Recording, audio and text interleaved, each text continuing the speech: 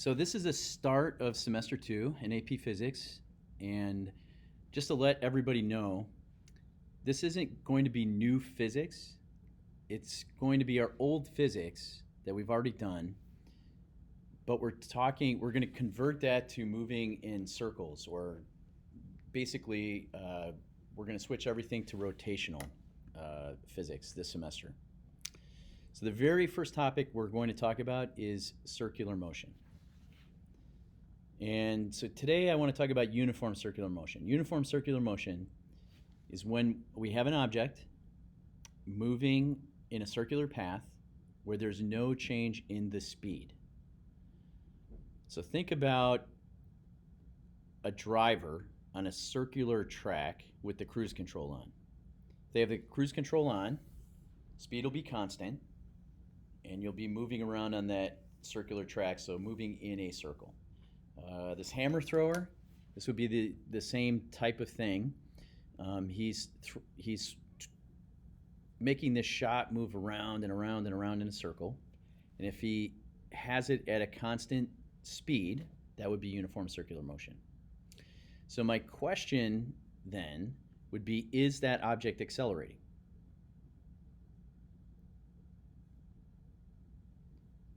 Remember that the speed is constant, okay? So to think about whether that object is accelerating, let's go back to what acceleration is. Acceleration is the change in velocity over time. Now remember, I was very, very careful to say that there was no change in the speed. First semester, we talked about the difference between speed and velocity. So remember that velocity is a vector, speed is a scalar. So the magnitude of the velocity would be its speed, how fast you're going at any one moment. But because velocity is a vector, direction is important. And if this object is moving in a circle, the direction is changing. If the direction is changing, that means the velocity is changing. And if the velocity is changing, then there is acceleration. This object is accelerating.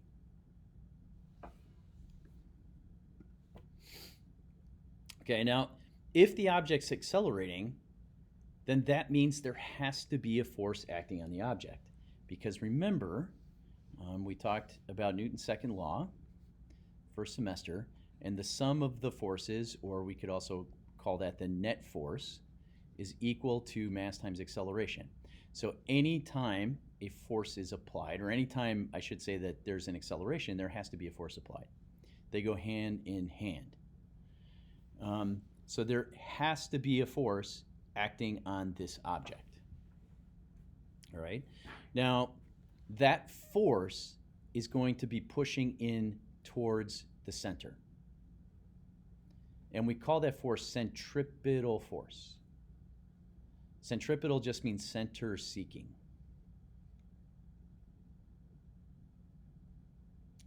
Now, I want you to think about this for a second. If you were driving down the highway and you saw your exit at the very last moment and you pulled off on that exit, so you're moving in a circle, where does it feel? How does the force feel like? How does it feel like it's being applied? If you think about it, it feels like you're getting pushed out of the circle, all right? You're not actually getting pushed out of the circle. You're getting pushed into the circle. The force is holding you in, all right? Now, the reason why you feel like you're getting pushed out is because of Newton's first law, the law of inertia. So the law of inertia states that objects will maintain their state of motion. Another way of saying that is that they will maintain their velocity. So if an object is moving, it wants to continue moving at the same speed in a straight line. So inertia wants to keep, if this were a spinning projectile here, let's say I put a rock on the end of a string and I have it spinning around, this rock its tendency is to go in a straight line at the same speed. So that would pull it away from the circle, and actually it would travel tangent to the circle. So if I was spinning this rock and I let it go at this moment, it would go in a straight line tangent to the circle. So inertia says that you're going to move in the straight line. In order to counteract you moving in a straight line at the same speed, I have to push you back towards the center, right? If I don't push you back towards the center, you just fly off like that. So the force is towards the center, even though it feels like you're getting pulled away. You're not getting pulled away. It's that inertial push that you're feeling, right? So there is something called centrifugal force. Centrifugal force only exists in an inertial reference frame, and your AP physics teacher, when she gets back, will talk about that some more. So for now, we just know that the force is always pushing you in towards the center, right? So let's first come up with some equations. How do we find the velocity around a circle? Well, the very first equation that we learned on the first day of physics was that the velocity is equal to the distance divided by time. You may have learned it as velocity equals change in the x position divided by time. Now, you were told that you could only use this equation if there was no acceleration, all right? It's not really true. You can only use this equation if the speed is constant, right? If the speed is constant, you can use velocity equals distance divided by time. Now, in uniform circular motion, the speed will be constant. So the object is going to cover the same distance every time period. So we can still use this equation even though the velocity is changing, because just the direction is changing, right? The magnitude of the velocity vector is staying the same. So we can use this equation to describe the velocity for uniform circular motion. Now, we're going to change it up a bit. Instead of, let's think about this as our start line. We're going to go around the circle one time, all the way around, and come back to that as our finish line. So if I do that, what is the total distance that I've moved? It would be one time around the circle, or we also call that the circumference of the circle. Now, you learned an equation back in geometry that the circumference was 2 times pi times the radius. So we're going to replace distance with 2 pi r, because that is the distance around the circle one time. Now, if we're going to use the distance as the circumference of the circle, then the time has to be the time it takes to go around the circle once. The time it takes to go around the circle once is something that we call the period. So the period is the time for one complete revolution. Now, period is something that is going to come back up again in physics as the time for one cycle, one complete cycle, the time to go around the circle once. So that's always the period, all right? Now, this equation is not on your AP equation sheet, all right? But there is a relationship on your AP equation sheet between period and frequency, and the period is equal to 1 over the frequency. Now, what is frequency? Frequency is the number of revolutions per second. So frequency would be the number of revolutions, or the number of cycles per second. It's the rate at which you're going around the circle. So if the frequency would be 2 revolutions per second, the period would have to be 1/2. If you could go around the circle twice in 1 second, then it takes 1/2 a second to go around it once. Right? So the period, once again, the time for one revolution. If you're given the frequency, which is the number of revolutions, to find the period is the inverse of the frequency. So this equation right here, this is the equation we're going to use to find the magnitude of the velocity vector around the circle. 2 times pi times the radius divided by the period. Okay. Now, let's talk a little bit more about why this force vector is pointing towards the center of the circle. So this is an old school merry-go-round. Most of you probably haven't had the chance to ride on this, mainly because your parents, people my age, ruined it for you, because these are a little dangerous, especially the way that we used them. So how they work is you have a person or many people that are on this merry-go-round, and then you spin it from these outside edges, all right? And this little girl right here on the very outer edge, she has actually fallen off the merry-go-round, so she hit the ground. Now, she hit the ground because she didn't provide enough force to keep her in that circle.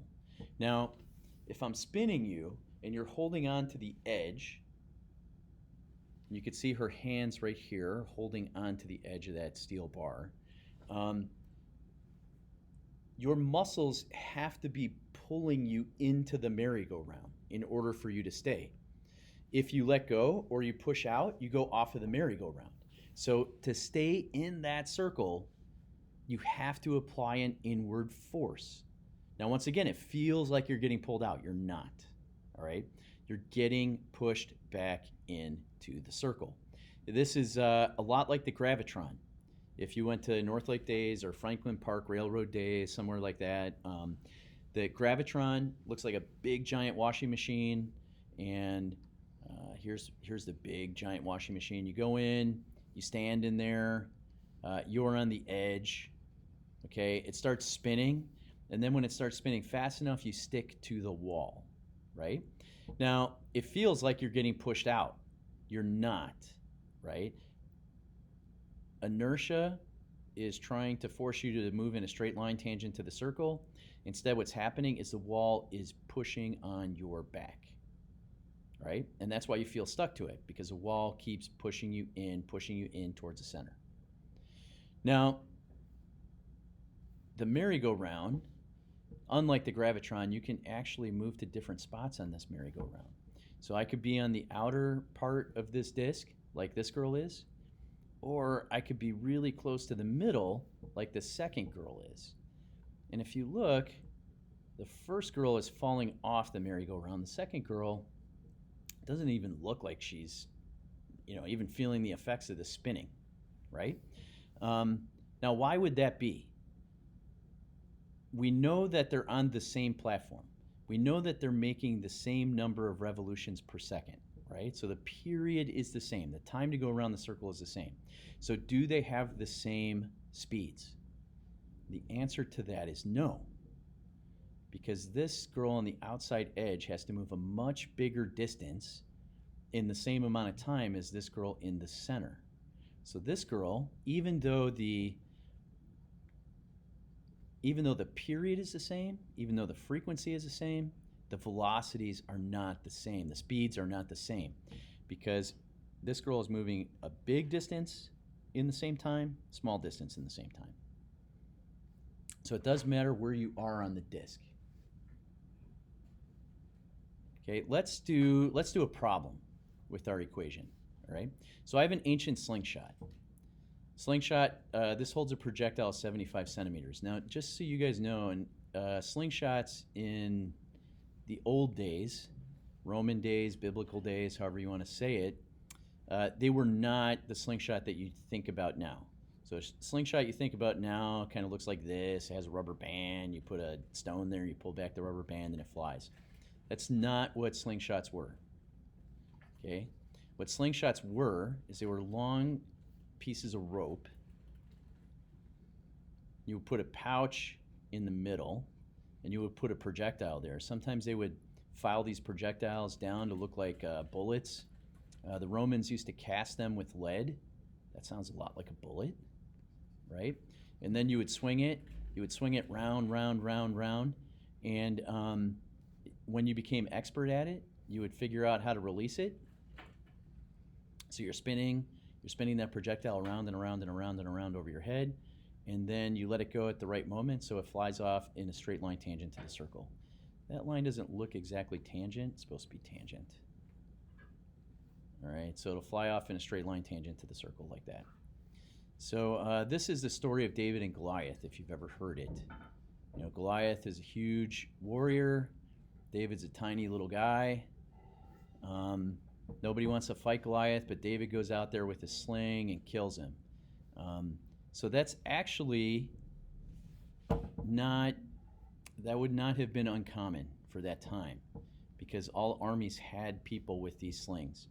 So the sling is about 30 inches long, which is roughly 75 centimeters. So the radius of the circle would be 0.75 meters. All right, and the frequency is 10 revolutions per second. Now remember, the period is 1 over the frequency. So 1 divided by 10, that would be 1/10 of a second. So it takes 1/10 of a second to go around once. I want to know what would be the velocity of that projectile when I release it. So velocity is 2 times pi times the radius divided by the period. So 2 times 3.14 times 0.75. All of that divided by 0.1. All right, so I gotta get out my calculator.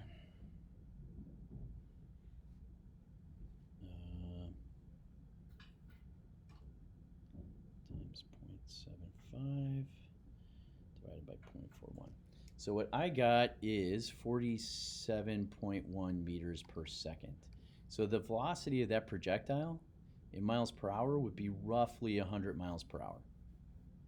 So you could see how a sharpened stone moving at 100 miles per hour hitting you in the skull, that might not be good for you.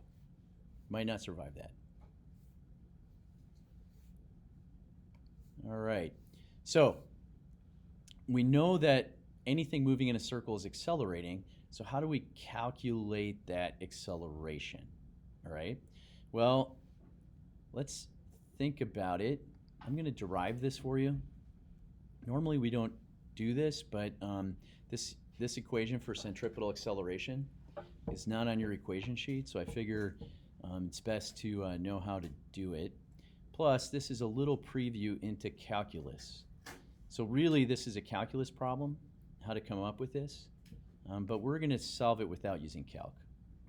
So this would be the radius of the circle from here to here, and this would represent the velocity of the projectile spinning in a circle, right? So let's say that this was, let's say that I have a rock in a sling and I'm moving it.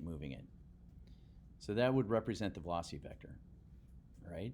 Now, a short time later, the radius would still be the same, but the velocity would just change direction.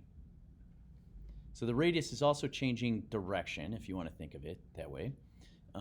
So this would represent the radius. This would represent the new velocity. So the magnitudes of the velocity vectors are the same, but the directions are different. Now, if I take these velocity vectors, make them into a triangle here. All right, so this was V, this was V. This down here, this would be change in velocity. All right, now I have this radius, and this right here, this arc length that I'm drawing, that would be the distance, the actual distance that the object moves. Now remember, if the speed stays constant, velocity is distance divided by time. And so the distance would be equal to the velocity, oops, let me erase that. The distance would be equal to the velocity times the time, or change in time. I'm just going to write it as time. So that distance would be velocity times time. Now, what we can do here and this is what we do a lot in calculus, is if we made this distance, if we made the change in the velocities, if we made this infinitely small, then this becomes a straight line path, right, from here to here. So I can make that into a triangle. And I'm just going to say that the base of this triangle is the exact same as the length of that arc length, okay? Now this is not unreasonable, so think about this for a second. If you're standing on the planet Earth and you look straight ahead on a level field, it looks flat, but we know that it's not. The Earth is round. And so even though you think that it's flat, it's not. So when you measure the length of let's say you measure the length of a football field to be 100 yards, what you're actually measuring is the arc length for that change in radius on the Earth. You're not measuring a straight line path, actually. But it's really close to a straight line path. So we're going to make that approximation. Now these two triangles right here, these are similar triangles. These angles, this angle and this angle, they are the same. Because remember, those velocity vectors were just turned 90 degrees from these two radiuses. So because these are similar triangles, I can set up a ratio here where I say the change in velocity, this side, is to this side, Vt, as this side, V, is to this side, R.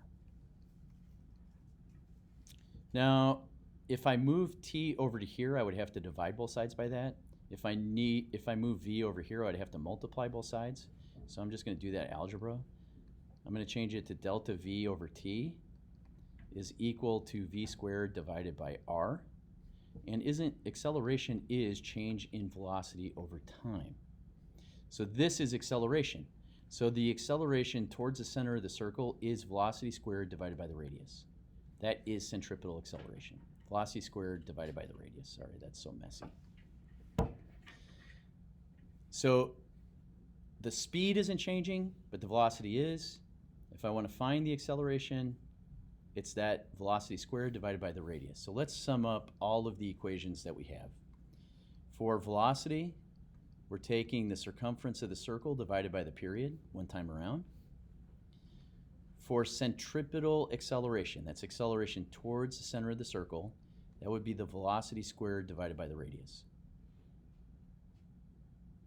Now if I take, instead of writing velocity, if I wrote 2 pi r over period, that would be like writing 4 pi squared r divided by period squared. So acceleration equals either of those things. Now for centripetal force, we know that force equals mass times acceleration. So centripetal force is going to be mass times centripetal acceleration. That's the same as saying mv squared over r, which is the same as saying m 4 pi squared r over period squared.